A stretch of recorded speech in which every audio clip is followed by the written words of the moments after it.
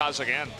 Can wave clear quickly, can potentially be out of threat range of the Rise and turn onto him, and the Gnar being taken and the Camille also on the side of Jin Air. We'll see the Gangplank, so scaling going to be coming through in multiple areas for KSV.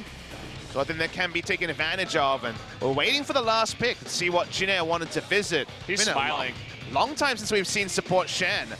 Might just be the Alistar anyway, and you see Vel'Koz and you want more engaged, so the Alistar makes even more sense. Can die fast the Disintegration Ray, and also all the true damage on the side of the Vel'Koz. It's going to be about a robust early to mid game, allowing QV to farm, and then you launch the Ambition into the back line. He tries to be peeled away at the same time Vel'Koz unloads his full rotation. So they're trying to have the fight happen away from the Vel'Koz, and to a large degree the Gangplank, whereas Jin Air, they're going to be aggressive, and Umti's jungling will be the thing I think is most interesting. Try to make value out of just the long threat range of the Camille in the early game. Yeah. I'm curious to see if it'll be just plain interesting or interesting. I don't want to pick on MT, but definitely didn't have a great game in game number 1. More of a composition issue, but definitely a lot of pressure on him. So we take a look at the gold. This is a GP that's nearly 30 creeps behind, but still is ahead. Just a small amount overall. Look at that, Grace is playing this lane pretty poorly. Optian's pretty bad trades. Oh, he's going to get slowed up here. And look at this, Core JJ's coming in, and there's going to be no cleanse onto him. There's going to be first blood onto Crown. Just not respect. Walks up, 5 points in the elastic slingshot. Crown roams down first because they already have the turret, and not a lot of good options for Jin Air apart from an all-in. There's the engage as Raid. He baits it in. Crown getting low here is going to cleanse away, but he can't do his consistent damage. Now Ambition in a terrible spot here. So-On trying to get on in here. Ambition should get low and have his passive proc. Look at this, So-On. Will he flash in? Looks like no. They'll just take the double kill and be done with it. They seem to try to stand and deliver when Wraith had his combo available. So he just comboed the Vel'Koz, and he was able to do nothing in the fight. No Saracen Brace shield to turn it around. That was a bit of a head scratcher, and now suddenly a huge swing in the game for what seemed like a pretty unforced error by the side of KSV. I think they didn't know they were on Vision too. I mean, Ambition was standing literally on top of a ward, so Jin Air knew what they were dealing with, and they answered perfectly, so props to them. We'll get the answer. In that case, obviously, is no. From downtown, but a lot of ways to disengage as the Rakan. Infernal's definitely the prize they're focused on, Vald. As we mentioned that giving up 2 would be almost unacceptable given the comp they had drafted. Oh boy, Crown in a lot of trouble here. He's all alone, and he just uses Flash. He's going to stand and deliver to Teddy. And Teddy's going to be really low, and the follow-up engage with Ruler having so much room is going to be enough. Perhaps this time around, Jin Air went a little bit too far. Featherstorm Flash, and that's going to do it. Double kill goes over to the side of Ruler. Super aggressive. That will get them the Infernal as well. This time, Ruler was able to fight front to back. He did not have to deal with being exposed on the side of a fight. They could get it again. Another kill onto Crown if they wanted to engage there, but it's too dangerous now. Ambition is getting more tanky. Entire bot lane's there, and it's Ambition that wants to engage as Umti is just going on in, but he's going to be forced out. Now Raid is eating that Ray in the front, and the rest of it going to go on to Umti.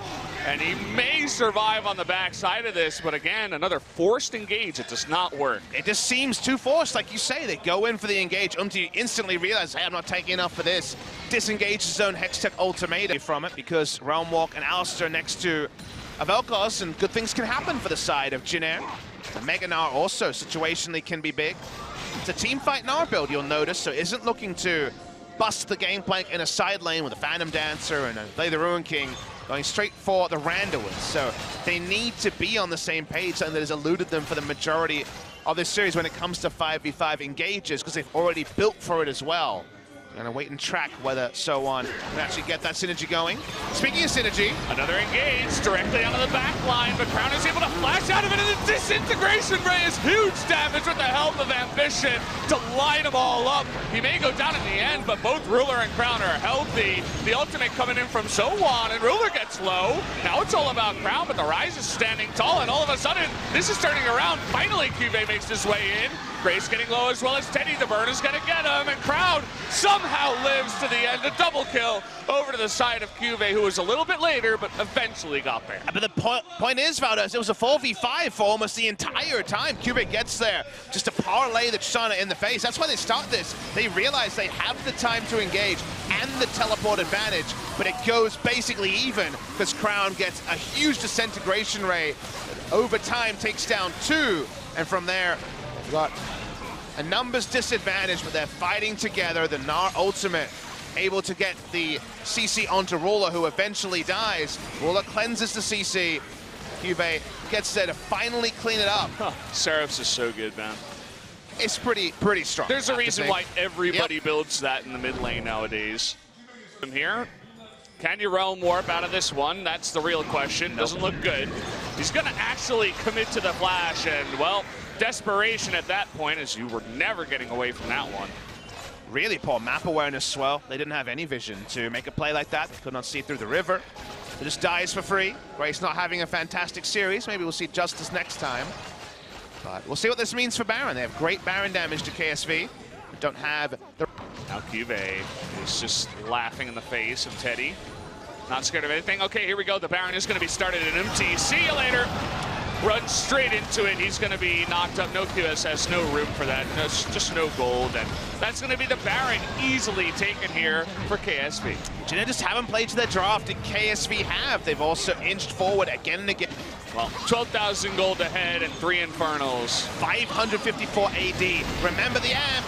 He's just raying them in the front. He just doesn't care. Sohan getting extremely low. Ambition doing his job, kidnapping Sohan in, saying, I'm going to get at least one person in the end. The second inhibitor will go down as KSV push to end the game. They're going to push up. Need a minion wave to actually crash. For now, though, walking around, tutorials, usually how KSV approaches these games. A minute 10 till the Elder. They just want to have some bigger numbers. It's 559 AD. Really? Coming through. Really? Okay, MT. He's going to go in and decide to die here. Wraith might be the next one to go down, and there it is, a double kill.